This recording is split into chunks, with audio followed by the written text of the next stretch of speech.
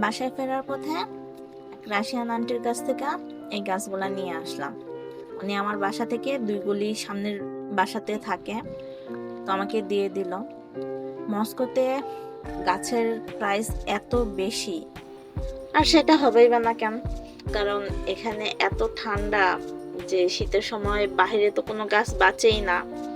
আর যেগুলো indoor plant বা সামারে বাইরে রাখা যায়, আবার শীতের সময় ভেতরে ঘরে নিয়ে রাখতে হয়, ওই গাছগুলোর প্রাইস অনেক বেশি। যাই হোক, আন্টি আমাকে সুন্দর দিয়ে দিল। আর এই তো বাসার গলিতে চলে আসছি। এটা আমার বাসার সামনের একটা পার্ক। এখানের এই বিল্ডিং গুলাকে দেখলে না মনে হবে যে অনেক পুরানো বিল্ডিং, সামনে দিয়ে রং করা নাই, ইটগুলা দেখা যাচ্ছে।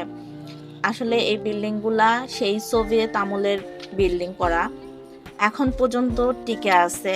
এর এমন এমন বিল্ডিং আছে যেগুলা 100 বছরও হয়ে গেছে, 100 বছরের উপরে হয়ে গেছে। বাহির থেকে দেখলে এরকম মনে হয়, কিন্তু ভেতরে বা এগুলার যে সিস্টেম, সিকিউরিটি সিস্টেম অনেক আপডেট। আর তাছাড়া প্রত্যেক সময় কোনো না কোনো প্রবলেম হলে সাথে সাথে সেগুলো রিপেয়ার করে। আর এই যেখানে লেটার বক্স, এখানে প্রতি মাসে আমাদের বিল, কারেন্ট বিল যা আছে এগুলো সব চলে আসে। তো যাই, 5 তলায় উঠা লাগবে। এগুলো এইসব বাসায় লিফট নাই, হাঁপাই গেছি। এটা সুন্দর না?